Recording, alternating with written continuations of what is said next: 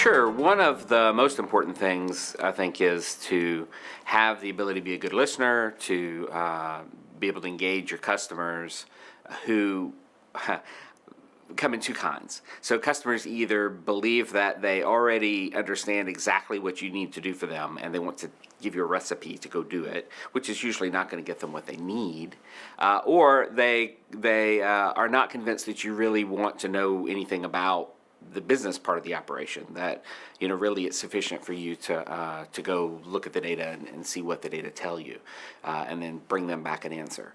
Actually, what needs to happen is a conversation between whoever the analytics lead is, the CAO, or even an analyst who's working at a more tactical level with a particular customer. There's got to be a conversation there about the goal of what the business is driving at, and then the analyst then is able to bring up some possibilities for data that can inform that, answer those questions, and it's interactive. At the end of that interactive session, if you've got a good listener on the analytics side, then you're able to come up with answers that actually drive where the business needs to go. A second thing important in these kinds of roles is the respect of the analytic community. So if you're the chief analytics officer, you need to know how to talk to a data scientist. You need to know how to talk to an analyst. You need to have cred. Many of us came up through the ranks that way. We've either got statistical backgrounds or what have you, and that's got to be demonstrated. You're constantly showing that you're reading up on things. It's always helpful to be able to point out to a data scientist some advancement in machine learning that you've read about, and and LinkedIn on the plane on the way in or whatever, before they've heard about it.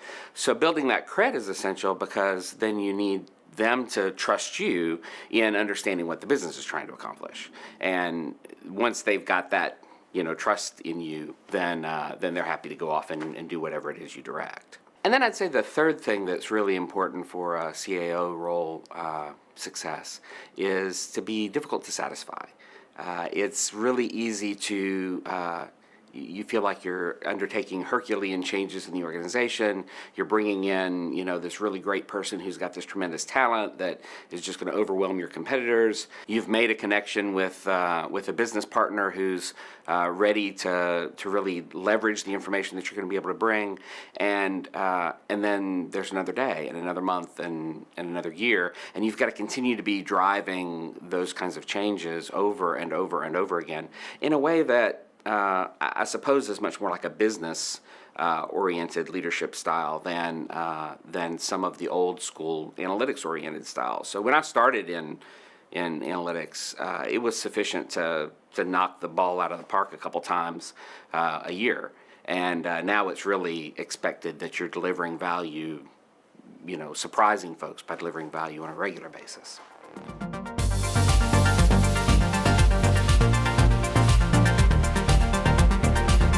A great source for innovation is conversations with folks outside of healthcare, inside of healthcare, who maybe they've tackled a problem that you haven't gotten around to yet.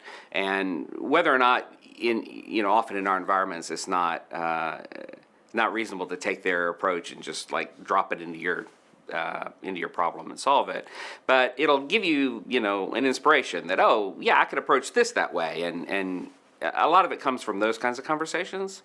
The other thing in my industry anyway that's driving innovation is that the industry itself is in such, turmoil seems like maybe kind of a negative word, but there's a lot of change going on in healthcare right now.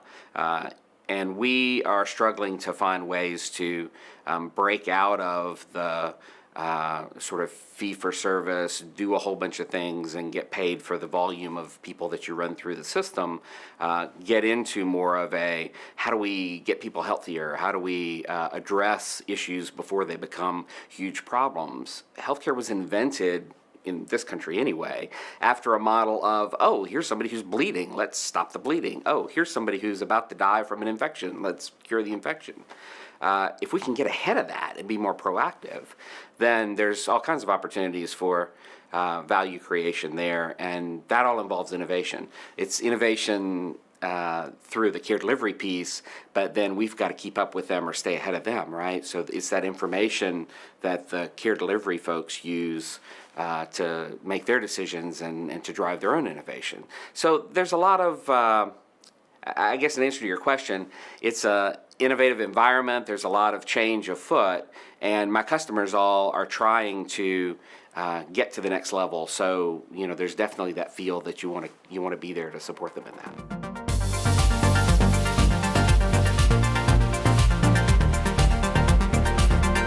So the data, first and foremost, allows us to get ahead of problems. So already, just in the last 15 years, when you've entered an interaction with healthcare, anywhere in America, walk into a clinic, walk into a hospital, there's information now that's available before you ever get to the exam room that would only have been available after you left the building, 10, 15 years ago. So then leveraging that information to identify, okay, a silly example I like to use is, Stephen came in and, with his stubbed toe, and it's painful, he wants help with that. And oh, look, he hasn't been keeping up with his diabetes, and that's actually going to cause problems down the road. We can certainly take care of the stubbed toe, but this is our opportunity to intervene. And then the next level beyond that is, okay, well, what if Stephen doesn't come in? What if he's careful and never stubs his toe? How are we going to catch him before he has an adverse event related to not filling his prescriptions or, not getting his exercise or, what have you? And it's data that's driving that.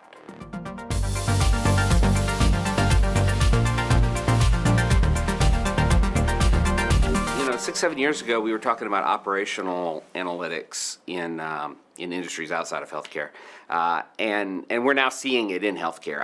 I assume it's in other industries, and I've heard folks in banking, for example, talk about automated credit approvals and things like that. You fill out the website and stuff's happening in the background. Healthcare is just now getting there, and part of that involves, as you say, the ubiquity of the technology. So as the electronic health record is in place in more and more locations and involved in more care workflows, then it's possible to have information that's been collected over time and potentially information from outside of the healthcare system. So, my credit score information. Am I going to be able to pay for, the drugs that you're about to prescribe me?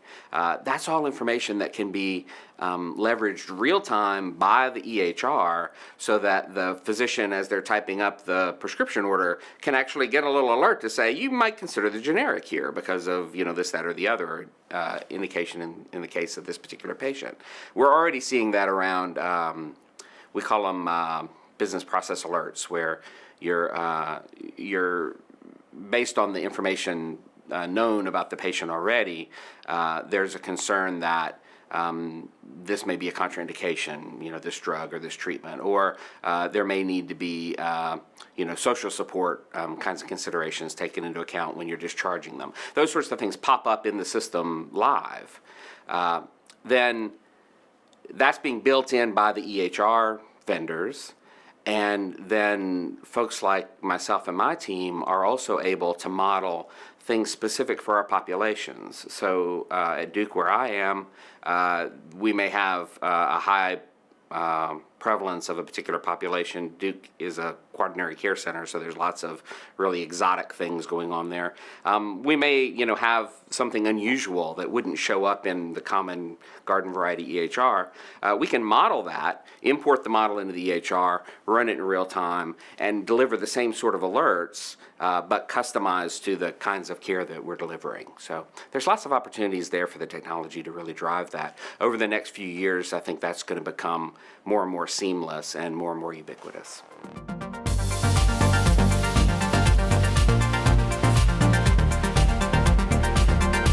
So relationships are way more than half of what I spend my time doing. And in my organization, which is an academic medical center, we have analytics spread all over the place. It's distributed everywhere. I don't have the luxury of having all of the analytics line up under me, at the apex.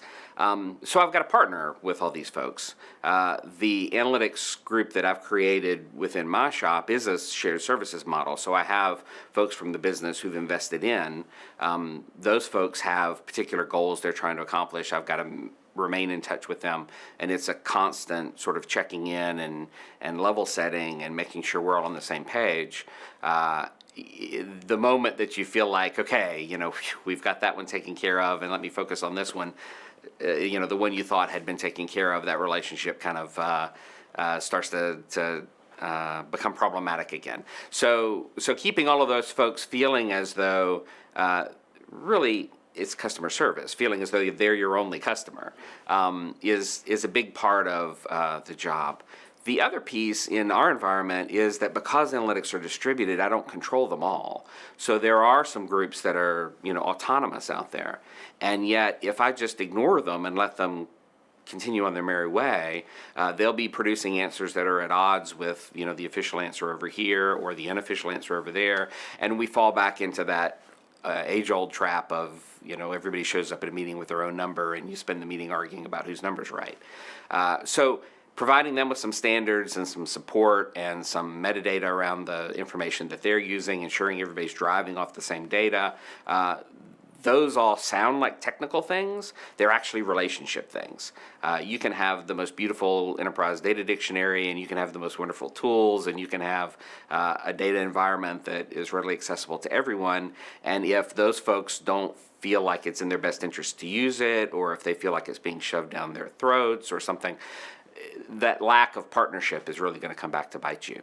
So the relationships are huge, and I think it's one of the things that makes the job so interesting and so challenging. Is it's not just a technical job, and it's not just a scientific job, and it's not just a business job. It's actually the confluence of all of those things.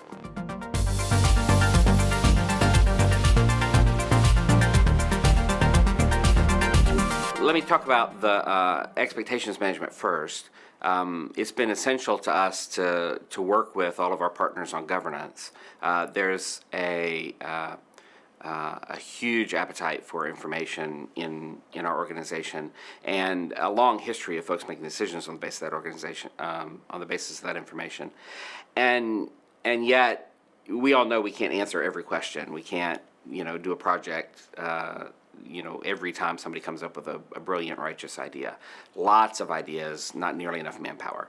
So the governance piece then places the onus back on the customer to figure out, okay, there's X amount of resource here, and you can define resource lots of different ways, but let's just think in terms of people. So there's X amount of people that we can apply to a problem, and here's your long list of problems that your smart people have come up with. Which are the ones that are priorities for you?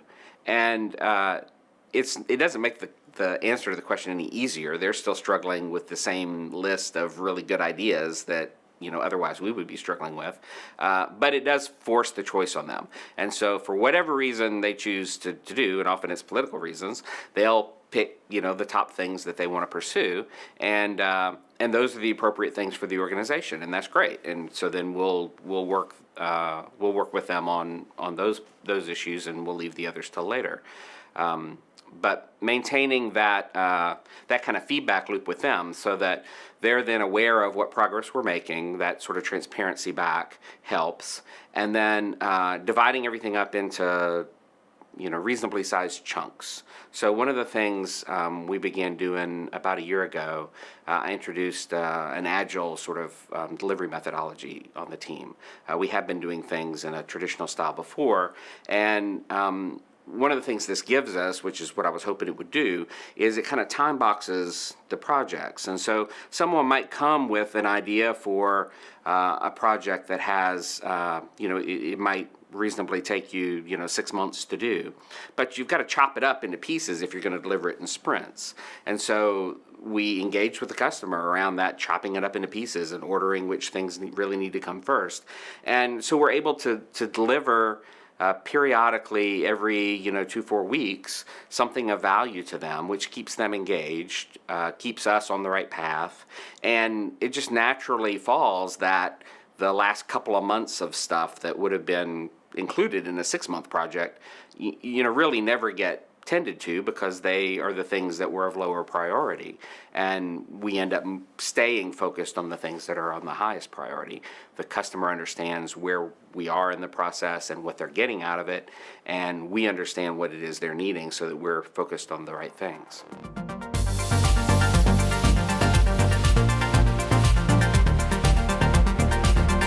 In a strictly kind of business environment, so when I think back to my years in health insurance, there was a time when we were thinking, oh, well, our data is this great asset, and so that means we ought to monetize it in some way. We ought to sell it to somebody or lease it to somebody or what have you.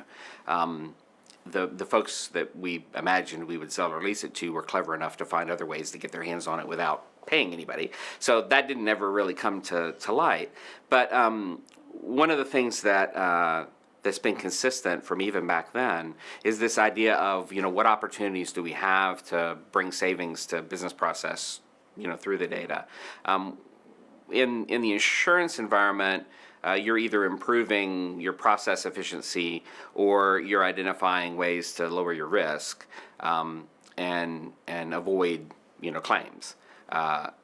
The nice thing about health insurance is that you can avoid claims by making people healthier. And so, it sort of makes you feel good that you're, avoiding those claims.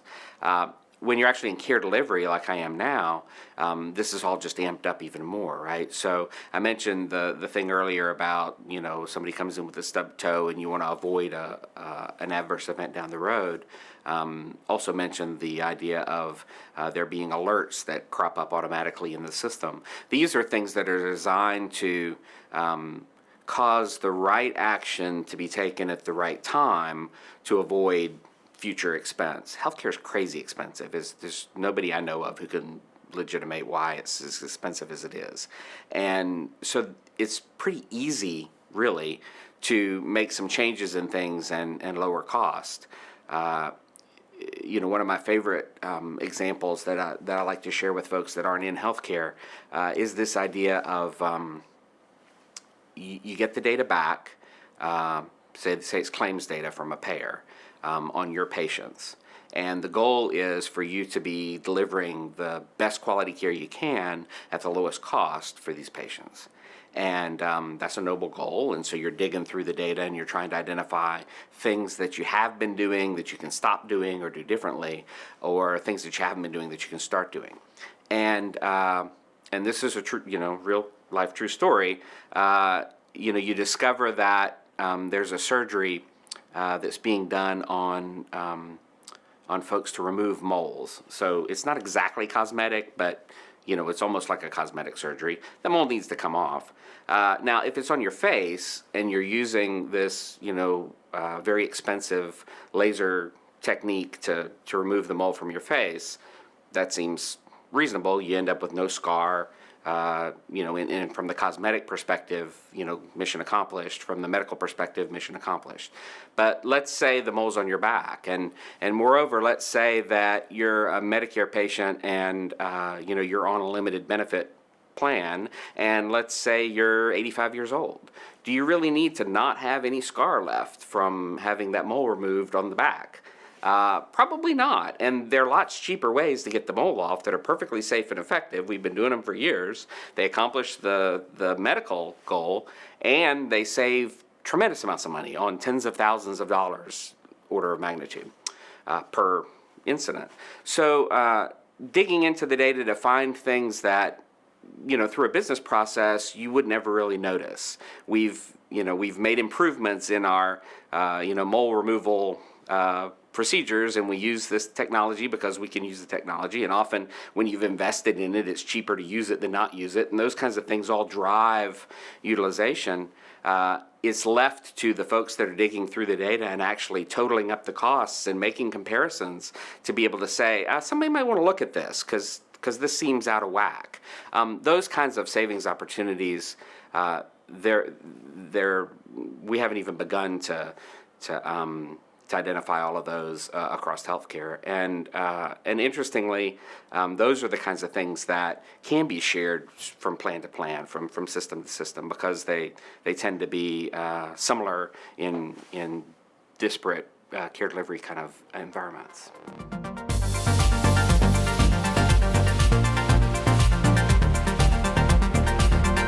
So I'd say the top way to demonstrate a return on investment for analytics is to have a business problem that when the analytics are applied to it, then there's less cost, savings to the bottom line, or improvement to revenue, depending on what environment we're talking about here. For me, it's usually savings to the cost. But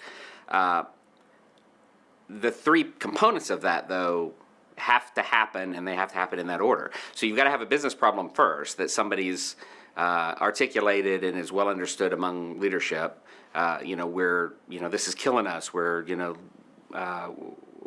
suffering in this way. Then there has to be the analytics solution that's brought to that and articulated in such a way that it's well understood that it's a solution to that problem. And then somebody's got to do the analysis to say, after the fact, oh, look, we actually saved some money. I don't know how many industries work, but in healthcare, that last part usually ends up going lacking. We're terrible about following back up to see, what exactly we did save by instituting the effort. And often there are, other issues involved in the solution of the problem that, everybody wants a piece of the credit and so forth. So analytics doesn't get to take credit for the whole of the savings. But if you're not doing that, if you're not going back and doing that savings calculation to show the value of what you implemented, you're really leaving a huge pile of stock with your peers and leadership on the table. That's stock that you can tap into later on to try something that may be riskier. Having demonstrated some value in the past, folks are going to feel more comfortable saying, well, yeah, let Adam go give that a try. He can, he's done well for us in the past. Let's see what he can do with this. You're building that capability into the future.